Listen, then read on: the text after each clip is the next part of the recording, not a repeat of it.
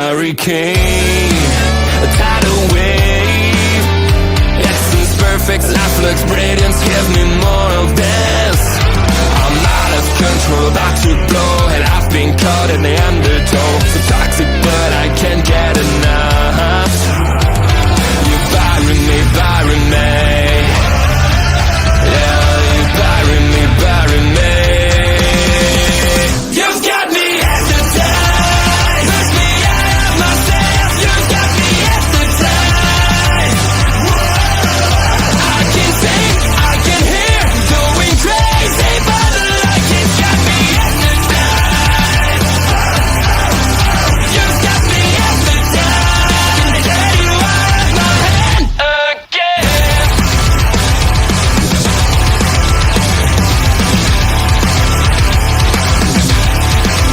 Is it wrong? Is it right? It's like I've won my final war without a fight. I'm out of control, about to blow, and I've been caught in the undertow. So toxic, but I can't get enough. You bury me, bury me. I know you bury me, bury me. You've got me at the time. Push me out of myself. You've got me at the time. I can see, I can hear, going crazy, but the light has got me hypnotized.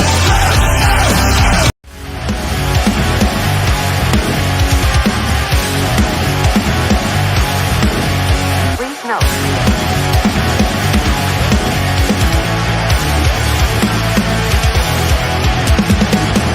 Never gonna stop, never gonna change, never gonna do the things you say. I run my own way to get there. Fools are calling and I don't seem to care. In the air, no more crowd, just the opposite kind of few clouds. So tell me this time is coming, I'm sick of all your lies. Why don't you try to be why? Now that I need you, why?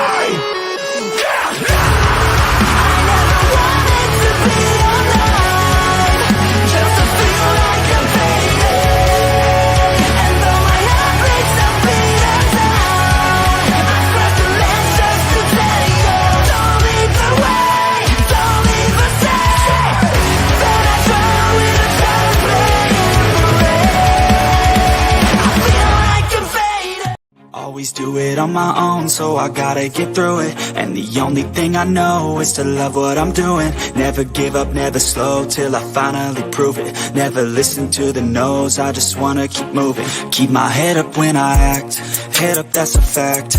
Never looking back, I'ma keep myself on track. Keep my head up, staying strong, always moving on. Feel I don't belong, tell my thoughts to move along. Push myself to be the best, die with no regrets. Live with every breath, see my message start to spread. And I had so many dreams, then you hit your teens. Life ain't really what it seems, try to find out what it means.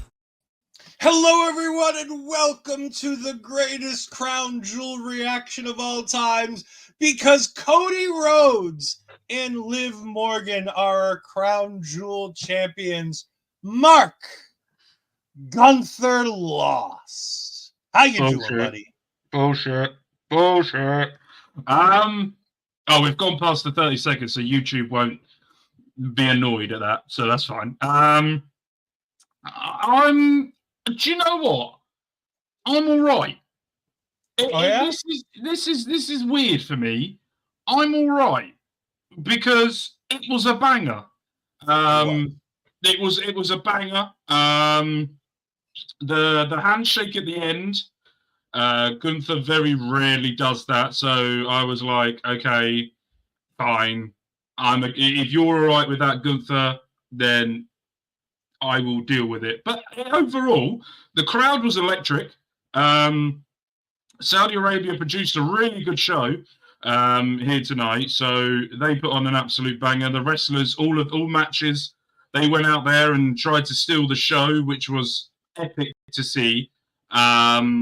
Yeah, I loved it. Really, really enjoyed it. And yeah, it's a lot more stories happening. There was one particular match I thoroughly enjoyed, and one you can't really class it as a match now. Nope. That I really enjoyed. So, yeah. What did you think of it overall? There was lots to like on this show. I mean, you start off with cinema. You move on to that, as we go on, we get to that women's tag. And that women's tag almost stole the show. It was a really, really good match. Much better than I thought it might be. Yeah. You have Seth versus Bronson, which I think, like I said to you in the chat, one person went over, one person got over. And I think it did a lot. And again, we'll dive more into this as we go. I thought there was a lot to like about this show. I thought there was a lot of good things on this show. And I'm excited that we finally have one of these shows where, and I mean, this crowd's been almost always good, but my God, that crowd was fantastic tonight. They were on another level. To me, I'm going to call it now. This was the best Saudi show they've done so far. Yeah. Overall. And I do want to also give a chance to give a shout out to our good friends Get the Tables, as they have just finished their watch along and they've come to join us for our post show. Tony, thank you. Hopefully you and Diamond Dave had as good a time as we have as we watched this.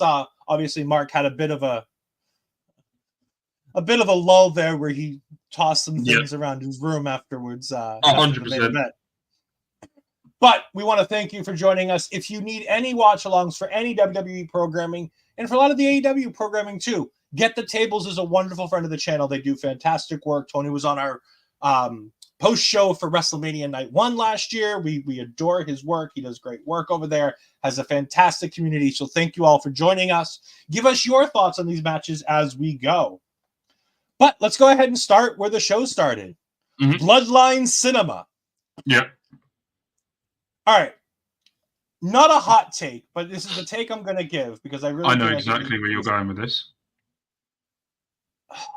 These matches are really getting boring. However, the things they do around the bloodline are some of the greatest storytelling WWE has done in a very long time. I'm sick of the bloodline style match. I'm not sick of the bloodline story. If that makes sense. Yeah. I understand we're 3 years into the story and it feels like it's boring and it feels like it's dull. And the matches feel kind of like Ashton says, almost copy-paste with the match themselves. However, I always feel like there's always a piece of story that's new and different. On SmackDown last night, we got Jey Uso standing up to Roman Reigns, being like, look, I'm not going to get gaslit anymore. I'm not going to get used. I'm not going to get abused. You don't run me anymore. And he says, I'm on the same level as you. I'm like, no. You're not nearly on the same level. You're much higher than you used to be, but you're not Roman Reigns' level, my boy.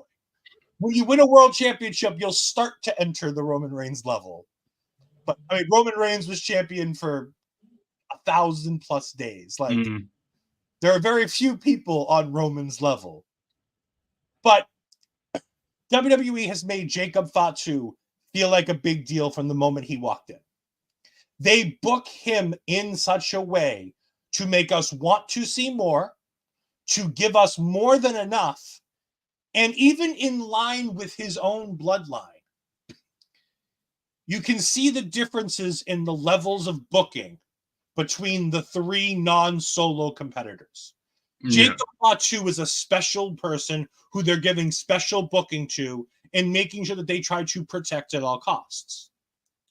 Tama Tonga and Tonga Loa are booked much further down in that, more like henchmen, more like people who can get beat.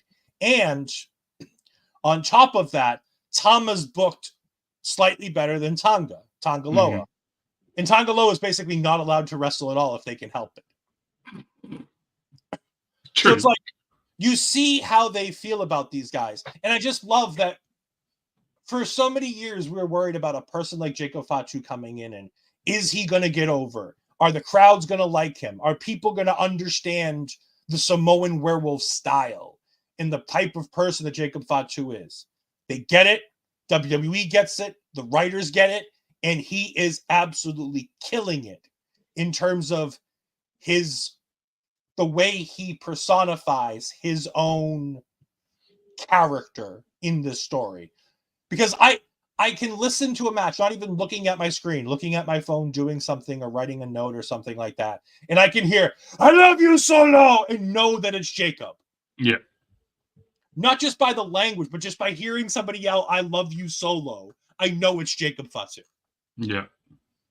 They've done such a good job with Jacob.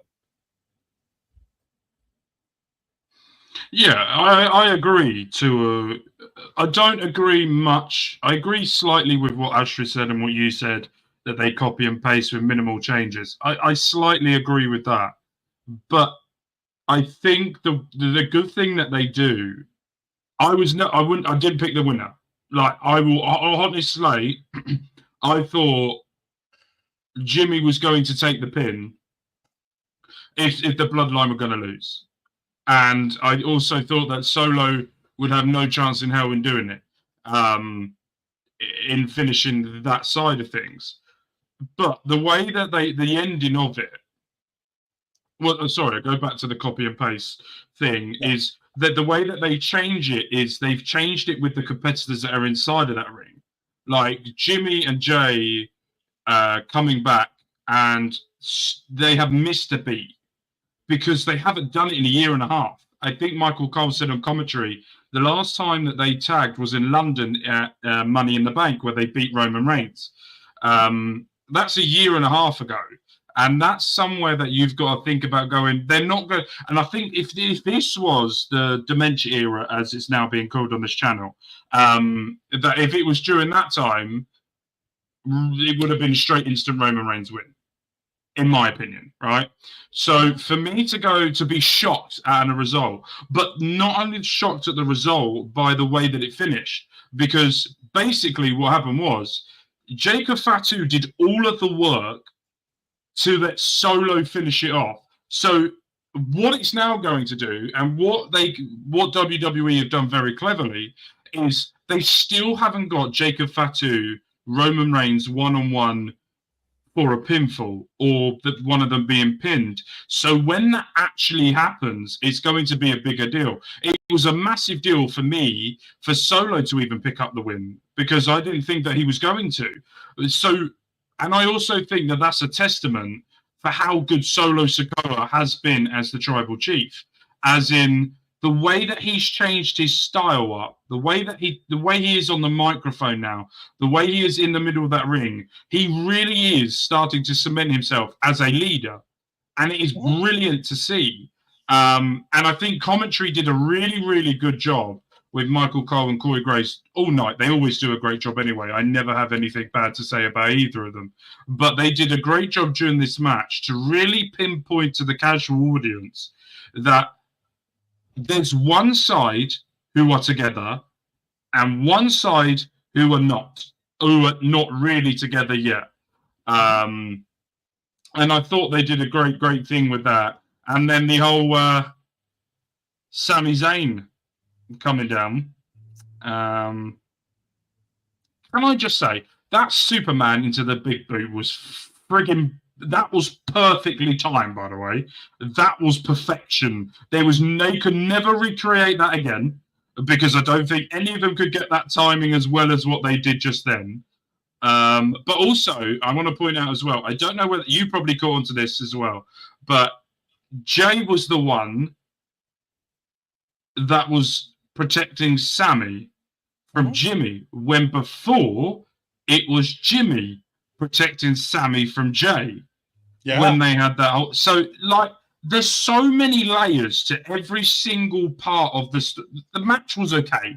The match was the Bloodline match, and I can handle a Bloodline match, right? Because I know exactly the story I'm going to be getting throughout it. So for me, overall, excellent because of the storytelling and the story way that it was done.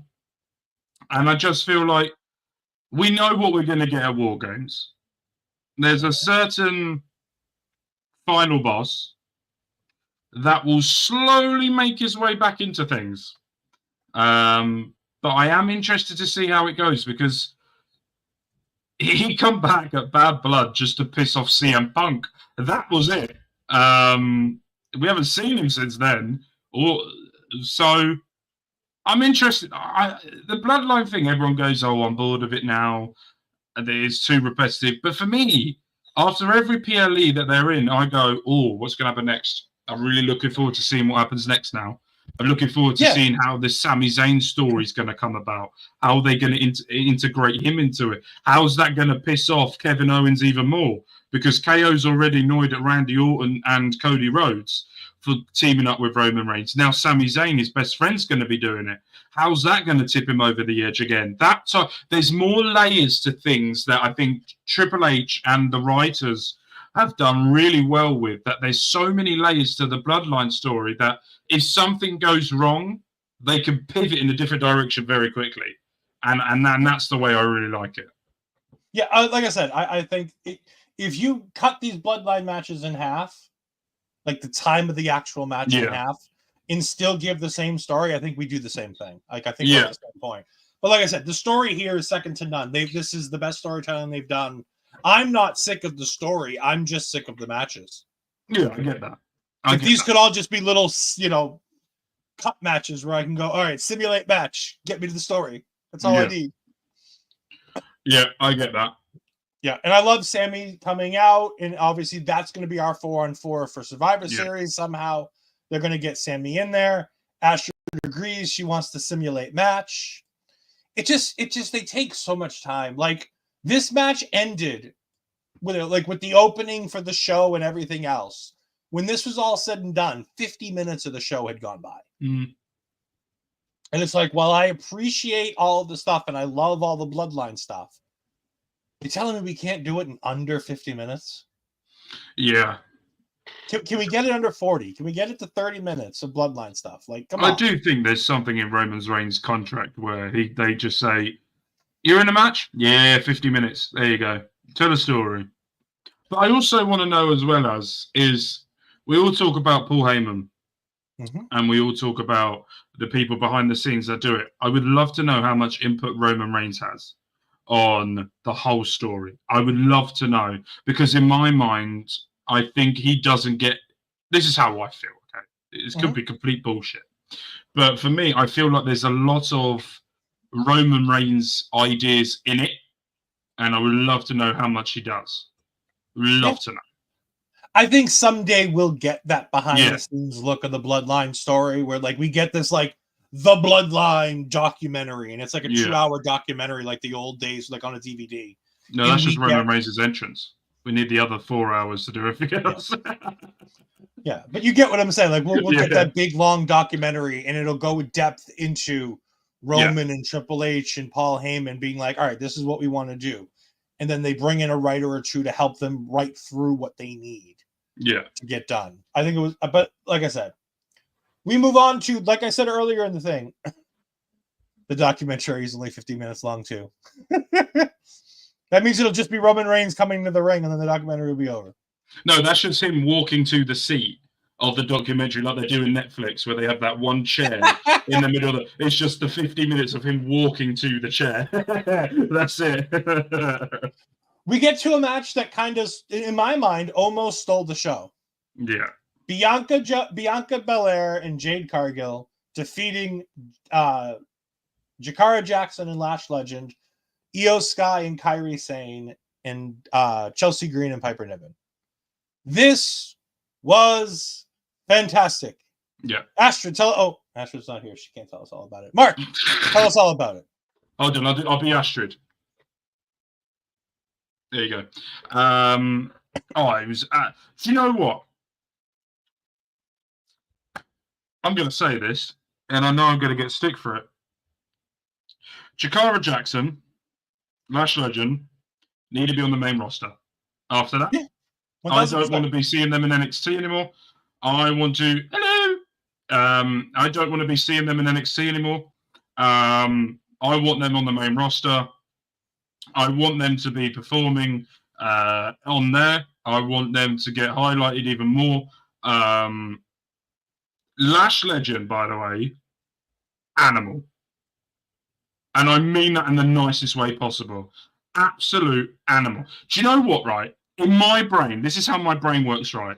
So I'm watching this match and I go, do you know what? I would love to see a fatal four-way between Bianca Belair, Jade Cargill, Nia Jax, and Lash Legend. Right?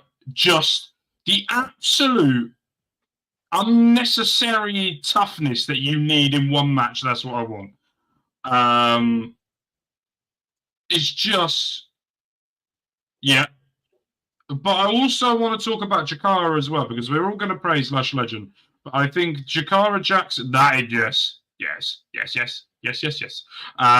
Jakara Jackson as well. I wasn't. Have you ever seen, like, when people say, "Oh, I'm not familiar with your game"? Like, they're really impressed. Like, I knew Jakara Jackson was good. She stepped up.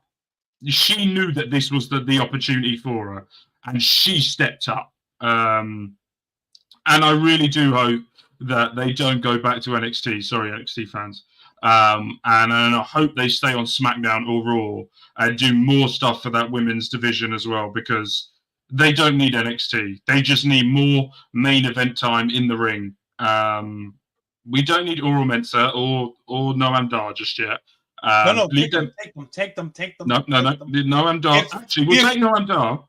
If you're taking Jakara, you have to take Oro and Noam. You We'll can take take Noam. Lash. You can take Lash by yourself, but you got to take both of them. No.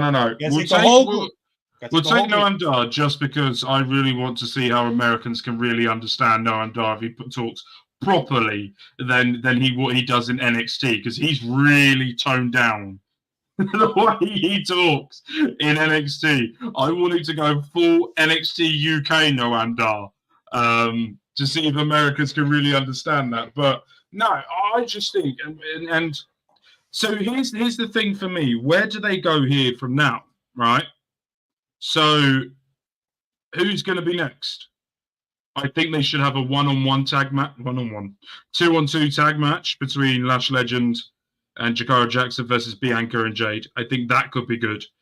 And we also need to find a way, WWE, of getting a heel turn for Bianca or Jade, please.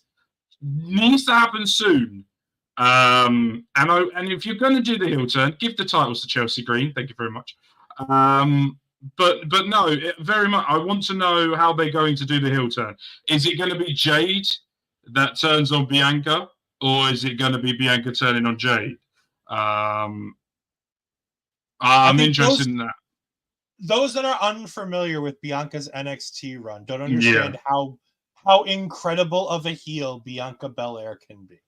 Yeah. People don't remember undefeated while chewing her bubble gum. Mm-hmm. People don't remember the swagger that she went around with, using the hair whip on a more steady basis as opposed to barely using it on the main roster.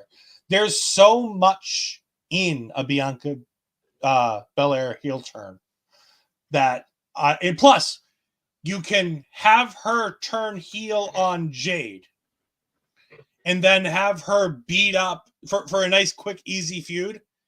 Have her beat up BFAB. Yeah.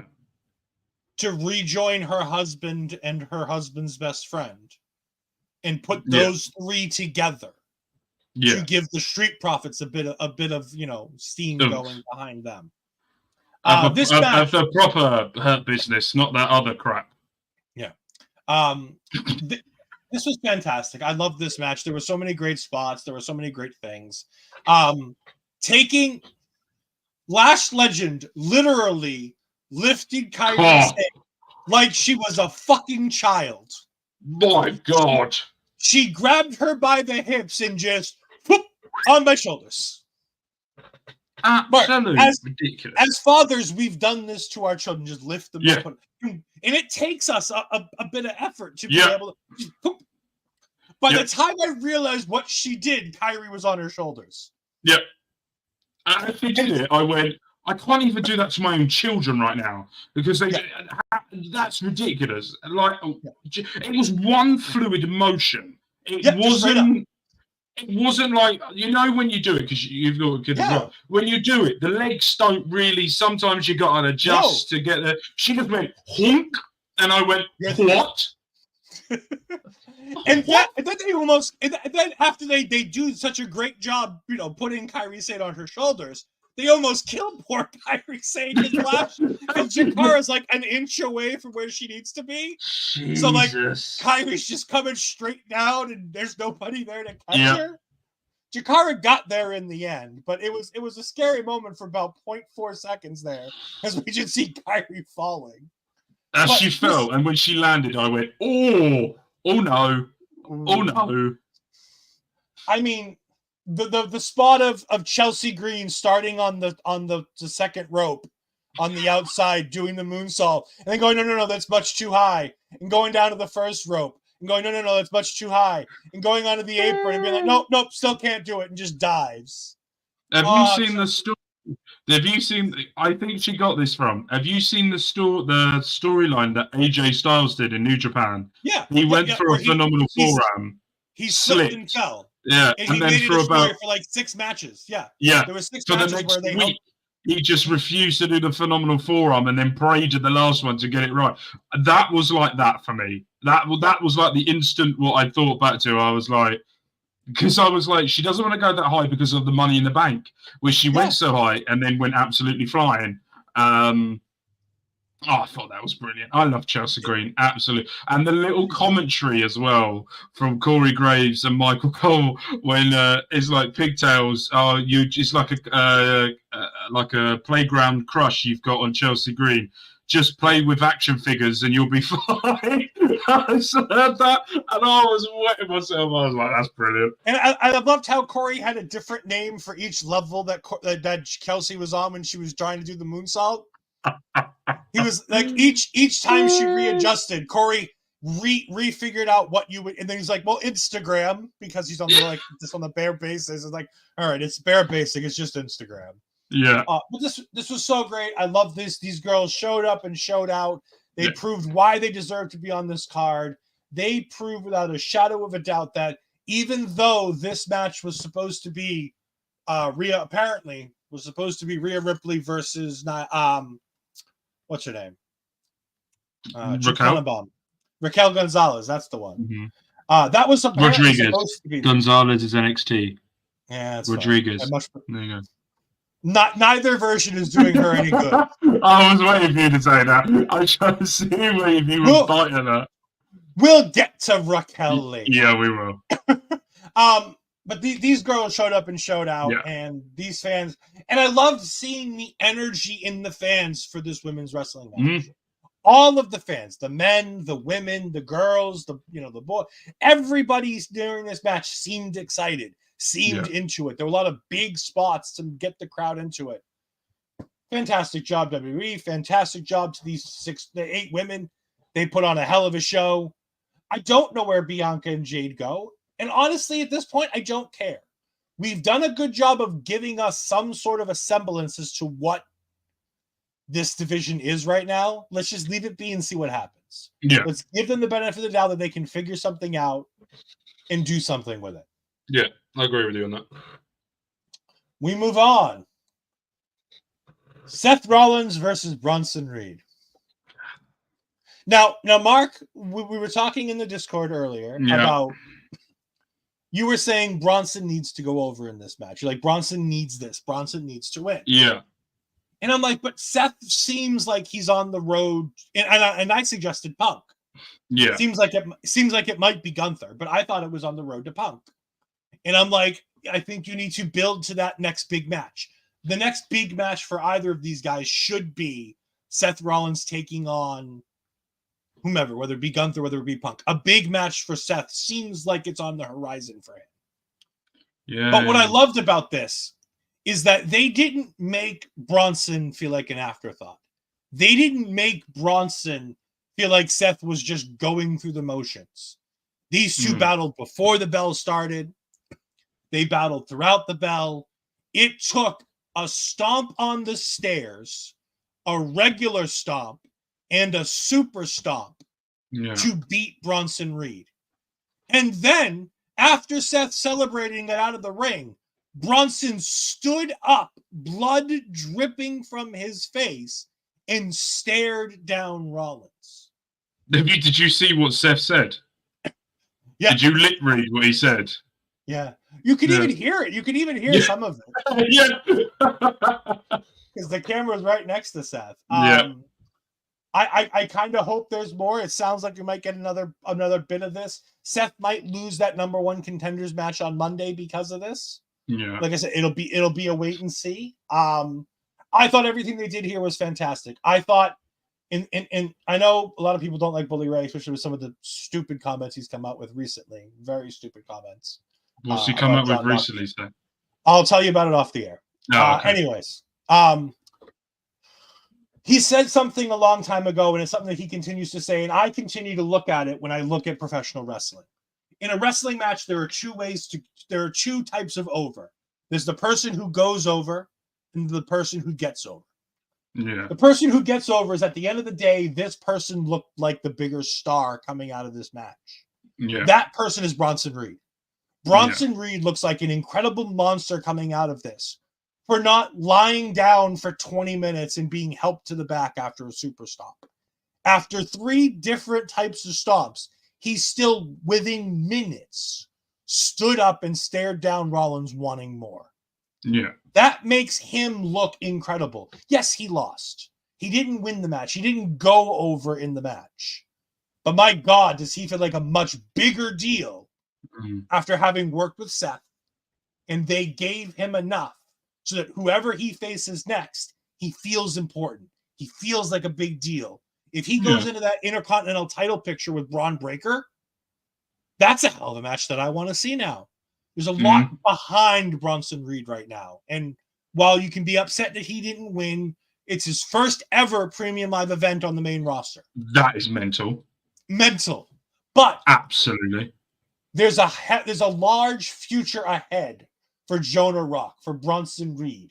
For this gentleman, there is a ton of things in the future. Seth Rollins is more the here and now, and I understand why Seth went over. I agree with the decision of putting Seth over, and I like how they at least made sure that Bronson looked good in the process. See, the thing is with me, I need Seth Rollins to do a Roman Reigns, and that's go away from my screen for about 6 months. Because I love Seth Rollins. I think whenever he's in a match, he puts everyone over, even if he does get the win. But I'm sick of seeing him win. Do you understand what I mean? It's very much of, because Bronson Reed didn't win the Monsters Ball against Braun Strowman because of Seth Rollins, I thought that this would have been a good payoff for it. But you were right. Once it was all said and done, and the way he got up at the end after the super stomp, he's only used that super stomp twice, if I'm right. The other time was against Omos, wasn't it? I think, if I'm right. So. Yeah. So, and also they don't sell it like they do in the WWE game, where you literally land flat on your head in the air. But no. So for me, I understand it. I get it. And I love Seth Rollins' match because it's just so much fun to watch. And he is one of the best wrestlers in the world. But at the same time, to hear that this was Bronson Reed's first ever PLE, mind-boggling. Like, I would have thought he's had at least 2 or 3 before him. But hey, I'm looking forward to. I think we should get a part 2. I think that could be fun. They might need a new general manager on Raw for a little while. But you were happy with that from it. But I'm interested to see what they do moving forward. But yeah, it was a good match. It was a great match. Bronson Reed. And do you know what? I think I watched an interview with him on with Chris Van Vliet talking about when he got released and when he went to Japan, and they just wanted him to be a big man, a big boy. And that's how he changed his style, because I remember him in NXT and I liked him, but I didn't care about him. Do you know what I mean? It was very much of, he's good, but I don't care. Like, he's always happy. And for me, if I see a big boy, I want the big boy to be horrible. You know, I want him to bully people, to demolish them. But you know that cut wasn't intentional either, because the way that he landed on those steps, he put that down wrong from that. But it was a great match. And as I said, we've had 3 matches we've talked about so far. And all 3 of them have been absolutely brilliant. And I love watching it. So there's been something coming out of each match that we're like, ooh, I'm excited for X, Y, and Z. We didn't love the Bloodline. Yeah, we didn't love the Bloodline match, but the story coming out of it was like, ooh, can't wait for that next bit of Bloodline cinema. Absolutely. And do you know what? And this is why I say this is one of the greatest one of the greatest Saudi Arabian PLEs that WWE have done. Because everyone before, no one gave a crap about what happened after. If they were just there, that was it. Now WWE have gone, we can use the money for future and put on great matches for everyone. And I've gone, carry on. So that's why I feel like. Yeah, there's definitely a lot happening. Yeah. Speaking of a lot happening, a bit too much happening. Liv Morgan wins the first ever women's Crown Jewel Championship Super Bowl against championship. Nia Jax. She deserved it, though. I mean, she did. If you think about it, story-wise. Here's the thing. I think Liv Morgan has reached the top pinnacle of the best thing she could ever do in professional wrestling. Now, I don't think she can do any better than the things she's kind of already done. Being a 2-time women's world champion, depending on what the title is, just collectively throwing them both together. Absolutely. Watching her in NXT, watching her at the Riot Squad, I never saw this for her. Yeah. I've never really liked Liv Morgan in the ring in any way, shape, or form. I don't love her moveset. I don't love the way she works. She's good. Don't get me wrong. I'm not taking credit away from her. She's just not she doesn't interest me in very much of any way. Every time they put the championship on her, it feels like whatever they're doing with that title comes to a screeching halt. Whether it's bad luck, whether it's bad matches, whether it's bad booking, it always just feels like when she gets the championship, things come to a screeching halt. Including, they get ready to push her for the world championship against Rhea Ripley. She injures Rhea Ripley by accident. She then goes ahead and actually happen? Where did this actually? We'll go back. This. I'm going all the way back to when Dom was still with Rhea. Ah, right. The original injury. Yeah. Okay. I thought you meant the eye socket. Okay, no. We'll get to the eye. But you go all the way back to that, and she accidentally injures Rhea there. So Rhea's can't put her over for the championship. They can't do the Dom turn. They have to wait all the way to Mania to do it. And they have to put over Becky Lynch in the process so that Becky can put over Liv, so that Liv can conquer Rhea, do the whole Dom thing. All right, cool, whatever. Since then, she's essentially done nothing if it doesn't involve Rhea. She really doesn't have a huge part in the Judgment Day stuff. The Judgment Day's kind of fallen apart without the Terror Twins. And she now has 2 people as heavies on the outside, and she's still barely winning matches. And it's just like, maybe the Liv experiment is over. Maybe we just stop pushing her. And the injury with Rhea that you were talking about, that occurred, I believe, rumors are, we don't know when, and WWE will never tell us. People believe that the injury may have occurred during that spot where Rhea was, when the 3 of them were in the ring, and she gave Liv that major headbutt recently. Oh, yeah. They think that's what broke the orbital socket and did the injury. She's obviously not Scottish, because if she was Scottish, that wouldn't have affected anything. And if she was Samoan, it sure as hell wouldn't have affected. Exactly, yeah. Because that's a long-standing tradition that Samoans have the hardest heads in professional wrestling. Oh, they certainly do. This match here was okay. Like, it wasn't great. It wasn't awful. but there was just so fucking much. Can we talk about how over Tiffany Stratton is right now? Oh, Tiffy time. You know what? Play I it, have- play I- it, play it. All I have to say What? now is it's Tiffy time. I've got to There change you the go. graphic to put Tiffany with Money in the Bank on that thing now. Yes. Here's what I got to do. But I think one of the things that Triple H is doing very, very well is he's building Tiffany. Mhm. And I don't know if they've done this on purpose or it's a thing that they do. But if you go back to Nia Jax with Alexa Bliss, the old bullying, name calling, she won the title from that.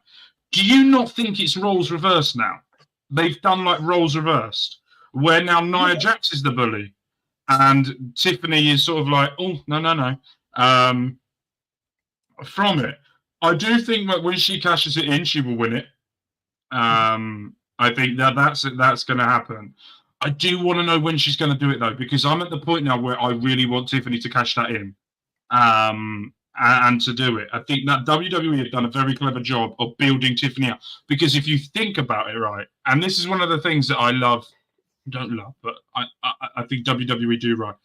If you send someone to Saudi Arabia, a country that doesn't speak English, they only speak Arabic, and they're chanting for Tiffany Stratton. By the way, I'm going to put this as disclosure here for everyone that's watching. The Arabic rules are not great towards women. For a whole crowd to be chanting for a woman, you've done something right. Yeah. Do you not think that's how I felt watching that? Right? Yeah, no, I wholeheartedly agree. Here's the thing with Tiffany Stratton. Depending on how long Rhea's out, I think you have an opportunity here. If you want to hit reset with Rhea out, because remember, everything revolving around Liv Morgan revolves around Rhea Ripley for the significant future. There's not really anybody built on Raw to take her on right now. No. What if Liv goes out and has a match on Raw in Riyadh where she's doing X, Y, and Z? She's having a match. She gets beat up by Nia Jax. She gets beat up by somebody. Somebody comes and beats her up. You can hit the reset button. Have Tiffany cash in Riyadh. Have her win that championship and reset the Raw Women's Division back to square one. But do you think they're going to do that? I don't think they're going to do that. 25% chance that they do that? Yeah. I just think it's the perfect reset option because right now Liv doesn't lose anything if she loses that champion. Now that she's the Crown Jewel champion, she can lose the Raw Women's Championship and not matter. And I think you can still build to, you can have her challenge Tiffany and have Tiffany come out on top. And you can reset that women's division and go ahead and have Rhea challenge Zoe Stark, Shayna Baszler, Isla Dawn, Alba Fire, all these wonderful women who are on the Raw Women's Division roster that are lower down the card that feel like a nothing when compared to Liv Morgan because of the way Liv's been booked and how strongly they make sure she keeps that championship and how poorly the Raw Women's Division has been booked for the significant portion of this year, besides Rhea Ripley and Liv Morgan. And I think you can get away with having Tiffany win that, resetting it, even if it's only 4 months to get to Elimination Chamber, get to Royal Rumble. And if Rhea's back and ready, have Liv take the championship off of Tiffany, have Rhea versus Liv go ahead and be the Raw Women's Championship match at Mania, like they probably want to do anyways. And then Tiffany's done what she needed to do. She's injected some life and some, creativity into that Raw Women's Division without having to have it focus around the Judgment Day. I do think as well. Have you noticed how little we've talked about the match that happened in Saudi? We don't need to talk about that. I do think it'd be a good idea for Tiffany to cash in Monday night on Raw, where something happens to Liv. I don't know what, something happens to Liv. She cashes in on Liv Morgan. Nia Jax comes out because she wants revenge because she didn't really pin cleanly. And she gets her revenge over Raquel, Dominic, and Liv. She just steamrolls them all and leaves Liv in the middle of the ring. Tiffany cashes in, wins the title. You then get the match. Next one, Survivor Series, if I'm right, after this. Is it? Yeah, Is Survivor Series? 4 weeks from today, Survivor Series. Okay. So then at Survivor Series, you could do Liv versus Tiffany rematch. She loses. Then you can put Tiffy and Raquel in the women's tag division to then cheat to be Jade and Bianca, which will then make Bianca do a heel turn, and then give them the titles until Rumble, where they'll lose it. Liv comes out in the Rumble, or Rhea comes out in the Rumble. Whoever won wins the Rumble, and then one of them wins the title Elimination Chamber to then go to WrestleMania to do it. I think that's probably the better path to have. But and there's lots of ways out of it. Yeah. If you think about it right, and I'm not saying this because I'm a fan, okay? I'm saying this with my brain. Out of the whole storyline so far, between Liv and Raquel, there's one person who has benefited the most out of it. That's Dominic Mysterio. Mm-hmm. Not only is Dominic Mysterio benefiting from the storyline, when he does interviews, he's so good at the heel character that it makes you want to hate him more. And I think his work, and I don't think he gets enough credit. I think because everyone wants to hate him, but his in-ring work has got so much better that I feel like he is someone that I would look at and go, if I was Triple H, right, and I was looking at Dominic Mysterio, I would go Intercontinental Championship for him soon. Mania. Hypothetically saying. Get him to cheat his way against Bron Breakker. Give it a couple of years, world title. Dominic Mysterio has so much potential of being the most hated world champion that has ever existed. Bar Hulk Hogan. But the most hated world champion that has ever existed. And I do feel like that, because apparently he's signed another 5-year deal or 6-year deal and he's there for the rest of his life, basically, with WWE. And I just feel like it would be the whole thing in a this is the one thing that I don't like. In a women's storyline, a man has got over more. And that's a little bit of the problem with the story. And to me, I've got bored of Rhea versus Liv. Got very bored because it's coming. And it's like Astrid said earlier with the Bloodline stuff. It's got repetitive. It's the same thing over and over and over again. And there's no, but with them two, there's no story progression of what I want to see next. But yeah, right, next match, because we could waffle on about that for longer. I've been keeping track with what matches happen with the Bleacher Report results feature, and courtesy of our good friend of the channel, Doc Chris Muller. And I want to read a line from his write-up of Randy Orton versus Kevin Owens, a match that never actually... Oh, God, that's next, isn't it? That is next. Oh! From the mouth of our own good friend, Doc Chris Muller. Owens seems allergic to keeping friends. So after several months of coexisting with Orton, after often working together, he ended up turning on the Viper to set up this match. The prize fighter's original issue was with Rhodes, and Orton became a secondary rival after KO perceived him choosing the American Nightmare over him. During the lead up to this, Owens was banned from most episodes of SmackDown, so they've only gotten physical a couple of times. I love that. Yeah. And this was exactly what it needed to be. This fight was exactly what it needed to be. Yes. Owens wanted to try to hurt Randy for hurting him, and Randy wanted to hurt Owens for being a douchebag. Yes. Clear as day. The only thing Randy Orton has against Kevin Owens is Kevin's being a douchebag. Yes. Yes. And this is exactly what it needed to be. It was fun. It was fired. It didn't take very long. They went through and they did the stuff. They get the chair taken from Owens, so Orton stuns the so Owens stuns the referee. But the match started, great sell by the referee there, by the way. Fantastic. Then you have Randy Orton RKO Adam Pearce. Thank God. Thank you, Randy. I knew you like that part. Fuck Pinhead Pierce. But no, they fight through the crowd. They get to the table. Owens does his splash. You know, normally it's a splash. This time it was an elbow drop off of some piece of the arena onto Randy Orton draped over two tables. Yeah. It was exactly what it needed to be. It was everything it needed to be. Nothing more, nothing less. This was perfect, even though it wasn't a wrestling match. Yeah. I loved it. There was nothing in this match I didn't like. I think the one thing that was interesting from this, no one touched Nick Aldis. Yep. And that was the funny thing. No one touched Nick Aldis. Where I want Nick Aldis in that ring. I love him as general manager. I love him as the way authority figure.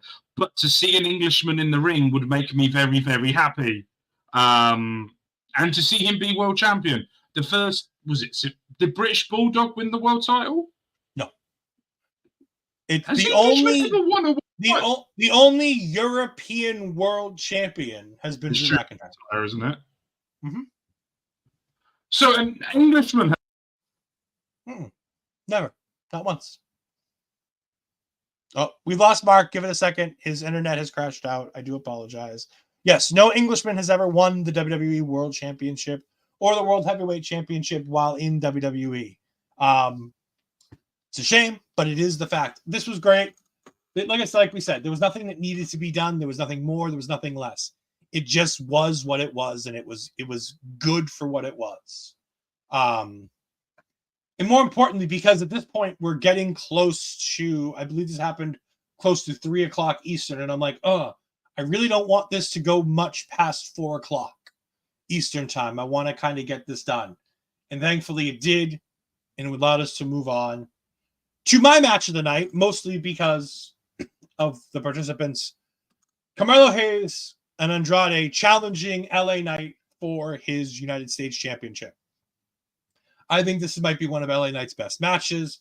I think LA Knight excelled here, but I think he excelled because of the talent level around him. I think that Carmelo Hayes and Andrade put on one hell of a banger for a match. They went ahead and at times felt like they were having a match themselves, but they did a really good job of each guy kind of tried to pin both the other guys to get the most decisive win ever. And I'm like, that's such a cool way to do this match, that they were constantly trying to pin everybody as opposed to just sometimes trying to pin one dude to get the win. Lots of cool stuff here. Andrade doing the flip to the outside when it looked like he was going to hit Carmelo Hayes on the inside of the ring and going the outside to hit LA Knight. That was sensational. Carmelo Hayes diving out of the ring to get LA Knight, but LA Knight kind of catching him and throwing him against the table. So many good spots, ending with the fantastic spot of LA Knight hitting the BFT onto Carmelo Hayes, who was trying to set up Andrade for a setup move to his finisher, and pinning him was just sensational. Absolutely loved this. This was a fantastic match. I give this my match of the night. We're talking about the U.S. title match here, Mark. What do you think about the U.S. title match? No British national has ever held a world title in WWE. That needs to change. Anyway, I just Googled. Apparently, by the way, TNA's Nick's oldest was... Oh, we're losing Mark again? Yeah, we lost Mark again. Yes, Nick Aldis in TNA, I believe, is the only time a British world champion has ever been in any of the major sports. Nick Aldis probably holds that with all of them because of the NWA, because of TNA, with WWE, with all that. I believe it's probably Nick Aldis is the only British world champion in a lot of those things. We're going to give Mark a few more minutes. If you're in the chat, go ahead and tell us what you thought of this match. And tell us what you've got going on. We got STG in the chat. Thank you for piping up, STG. I greatly appreciate it. Mark's internet just crashed. He's just raging over 0 Europe. Now, granted, that's where you got to be very careful with your wording. There have been European heavyweight champions. There have never been British world champions, meaning British nationals, meaning coming from England or areas that are part of Great Britain. There are world champions from Europe. We have people like Gunther, who is a European national who's won the world championship. Yes, British nationalists is the wording that Mark was using. I just say British-born world champions. Remember, we got Drew McIntyre, who's Irish. We have Finn Balor, who's Irish. We've had Irish world champions. Sheamus is an Irish world champion. However, none of these people were British people who won the world title, which is what Mr. Mark is getting all of. Look at the look that Mark is giving me over here in the corner about me talking about these British not having a British national champion. Just imagine that's what Mark looks like right now. Again, we're going to give Mark a little bit of time. I thank you all for joining us. I'm going to go ahead and while we're waiting on Mark, I'm going to go ahead and play the calendar one more time so you can see all the things that we've done this week and know that we got more stuff coming up next week. So here's the calendar. We'll be right back.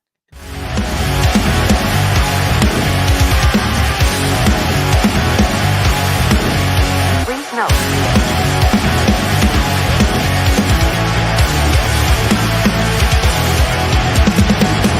Never gonna stop, never gonna change, never gonna do the things you say. I run my own way to get there. Phones are calling and the eyes seem to care. In the air, no more crowd, just the opposite kind of few clouds. So tell me this time is coming for the sake of all your lies. Why don't you try to be why? Know that I need you anyway. I never wanted to be alive, just to feel like I'm fading. And though my heart breaks, I'm beating down. I cross the lines just to tell you, don't leave the way, don't leave the side. Then I try with a shadow playing the rain. I feel like I'm fading. And of course, we want to thank OnLap for all the fantastic music that they allow us to use. Most of our intros are all using OnLap music. Most of our video packages use OnLap music. Big thank you to OnLap, a fantastic band that we have connections with. We greatly appreciate you allowing us to showcase your music on a weekly basis.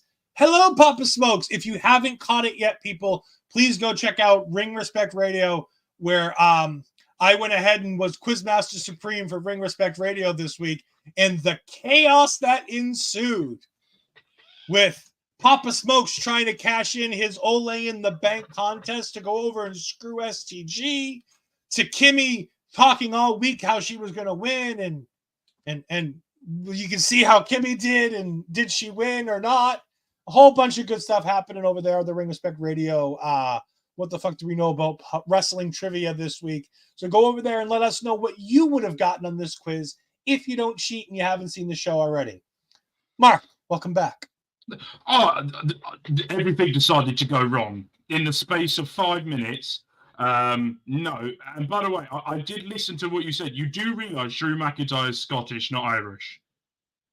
Yeah, same difference. No, I wouldn't say the same thing. They really don't like each other. Yeah, but no. Okay, so there has been no Englishman. Hello, Papa, you absolute goat of a man. The man with the most angelic voice. So no Englishman. So I need either Pete Dunne to step up, or I need Nick Aldis. The Pete Dunne needs to step up because I love that man very, very much. Very much. Talk to us about the U.S. title match. Oh, absolute banger. Absolute banger. I heard I was listening to what you said. I could hear you. Just my camera then decided to go, nah, not working. No, absolute brilliant. And I think you're right because of the other two with LA Knight doing an absolute fantastic job. In that, I do think that the Carmelo Hayes did a great job of such a great ending as well. Very I can't think of the word. How do you say the word? Innovation. Innovative. Thank you. That word. For the ending of it. And I just think it was a really, really enjoyable watch from it. And I love all the competitors. What I will say is I think Andrade needs Charlotte Flair or a Zelina Vega. I think that Carmelo Hayes needs like a Trick Willie in his corner again. Like they did before. I think that would work really well. And LA Knight doesn't need anyone who can just carry on doing what he's doing. from that. And the little slip up that LA Knight did when he tried to jump up, understandable. There was no room for his legs to go. And then he really did well to recover from that, from it as well. And I just thought the whole match was brilliant from start to finish. And I think Triple H listened to the audience and got them what they wanted, and delivered. Yep, they absolutely delivered. I thought this was fantastic. I loved every bit of this. And like I said earlier while you were gone, and I know you said you could hear me, I love the innovative finish of this with Carmelo getting ready to do a setup move for his finish, where LA Knight just comes in and boom, hits the both of them with a BFT while Carmelo hits, Andrade. Just such a great way to finish a triple threat. It was so much better than that. Like, they did a lot of one guy fights one guy, but they also innovated that into one guy dives out to the outside to hit the other guy. It never felt like it was two guys wrestle, one guy gets slammed, rolls out to the outside, other guy comes in, like old school WWE. Yeah. They really did a good job of keeping this going, keeping this upbeat. Where Mark might lose some upbeat nature, Gunther is defeated by the American Nightmare, Cody Rhodes. And Cody Rhodes is the first ever men's Crown Jewel champion. Or if I'd let Mark have his way, greatest champion in WWE? Question mark. Mark, how you doing over there, buddy? I don't want to talk about this. I don't want to talk about this. I will talk about it then. I thought this match was sensational. I thought Gunther and Cody gave every inch of themselves to each other. There was such great back and forth work. This felt at times like a picture-perfect Cody Rhodes match. And at times it felt like a picture-perfect Gunther match, which, by the way, very different matches. Yes. The match that Gunther wrestles is not the kind of match that Cody Rhodes is normally very good at. However, the match that Cody Rhodes wrestles isn't exactly the type of match that Gunther can excel in either. They are such very different. Gunther excels when he gets to do the Gunther match. In everything. I know you'd like to drink his mouth. But no, I think that there's Gunther excels at a certain point, but there's the pace and the way that Cody wrestles is so very particular to Cody a lot of times. And it's so old school that while Gunther is an old school talent, he has this very different way that he presents it. And it was nice to see the back and forth and the meshing of the two of them. I bit on countless near falls in this match. Yeah. I thought multiple times Gunther was going to beat Cody. I thought they were going to have Gunther choke Cody out. I really did. I almost bit on Gunther choking out Cody. In the end, a super crossroads is what it takes to keep Gunther down, but not really keep Gunther down, because Gunther locks in the sleeper hold. And Cody does the Bret Hart roll through, which again, by big ups to Michael Cole on commentary for bringing up after the match that Gunther talking down to Bret Hart a few weeks ago, and then them funneling it into this match as the finish of this match, being the finish to multiple Bret Hart Intercontinental title matches in the past, in the 90s, where Bret Hart will use the turnbuckles to push off and be able to pin the person who has him in a submission hold. Sensational work by both of these guys. I am so happy they don't have to listen to Mark talk for 30 minutes about how great Gunther is and that he's the greatest champion on all of the brands, because Gunther didn't win. He is. No, and I think it was a very, very excellent match. And if I had a non-biased head on, I think Gunther still should have won it. I don't think Cody Rhodes should have won this at all. I think that they missed out a thing here with Gunther losing clean, cleanish, from it. It's just one of those things where I think Gunther deserved it more, and I mean this in the greatest respect I can to Cody Rhodes. Is if you watch the in-ring body work from when both of these were crown champions, then you would go, Gunther is superior. Because Cody Rhodes, I enjoy with the way that he does it, but there's a part of me that doesn't. Like, he always has to do 3 crossroads. I hate that. I hate it.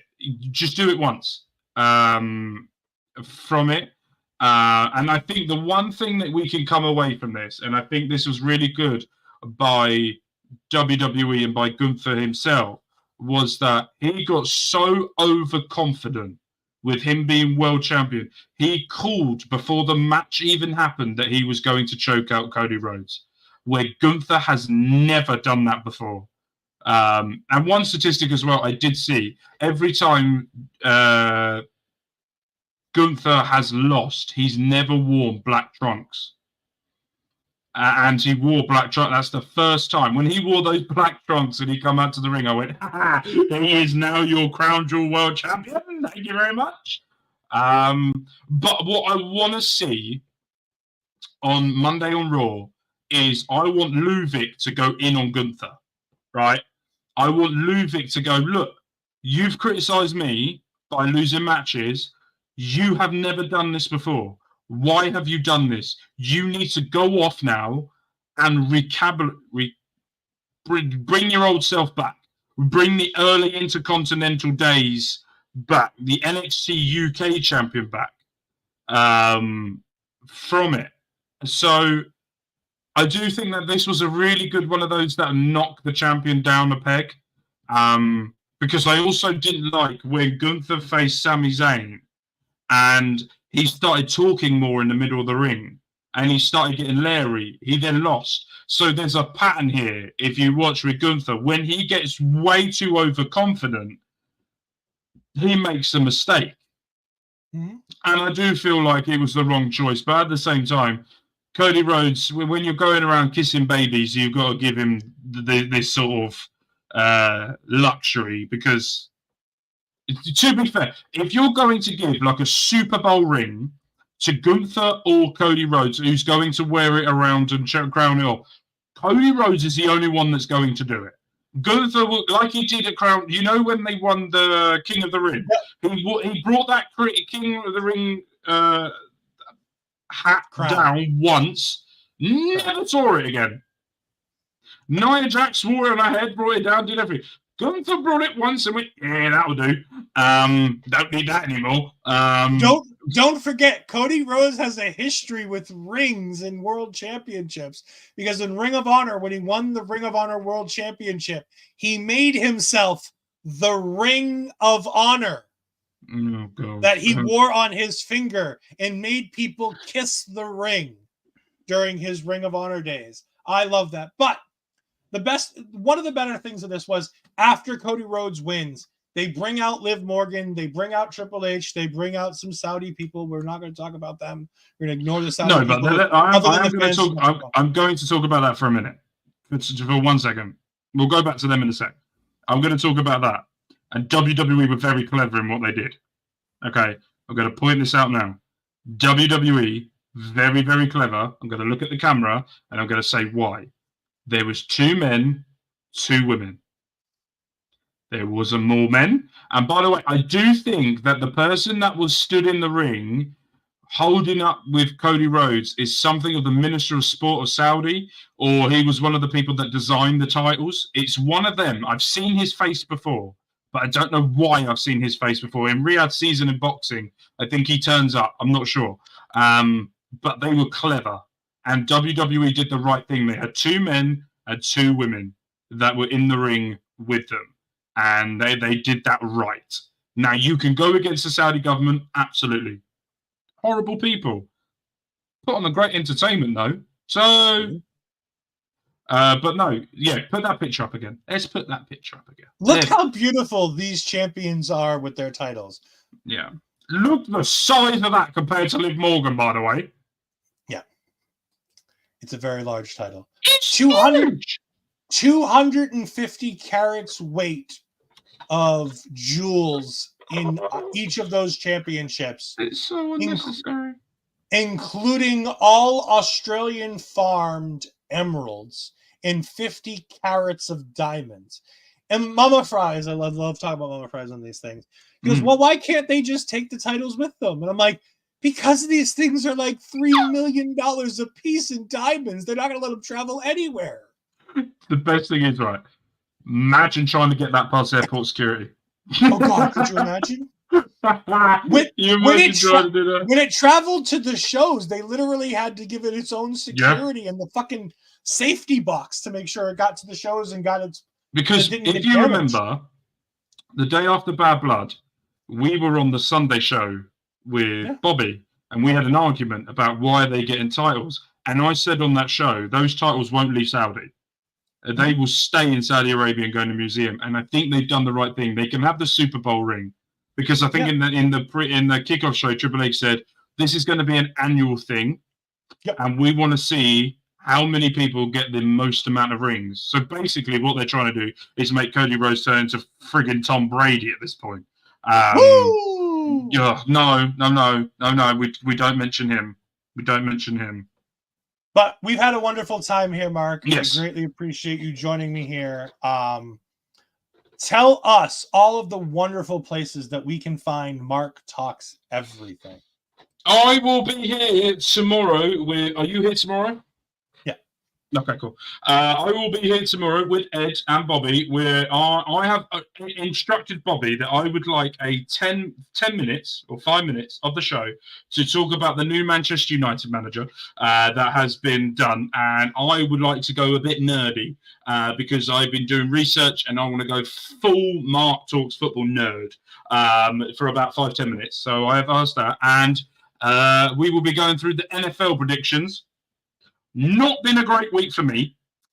Even worse week for STG, but a great week for him and Bobby. So the scores are going to be interesting, so make sure you're there tomorrow. Mark Talks Wrestling. Currently out now is New Japan Pro Wrestling show of WWE 2K24, where it's Lauren Goodnight, and we've got the New Day versus the Bullet Club for a chance to be going to the G1 Supercard that will be coming out next week. So quick brief on the G1 Supercard. It is a tournament style. 2 superstars from each brand and 2 wildcards to see who will win the John Cena Legacy Championship to cash that in at Money in the Bank. There's not a random cash in. They have to go after the championship at Money in the Bank for the World Championship of their brand. If it's a wild card, they can pick any brand they want to go to.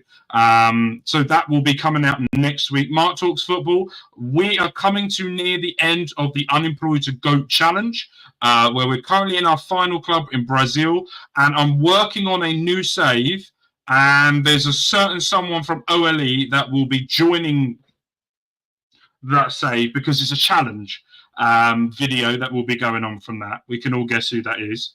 Bobby. He doesn't really understand the role yet, but I'm going to explain it to him away from camera tomorrow. And on Mark Talks Gaming, F1 Manager 24 is out.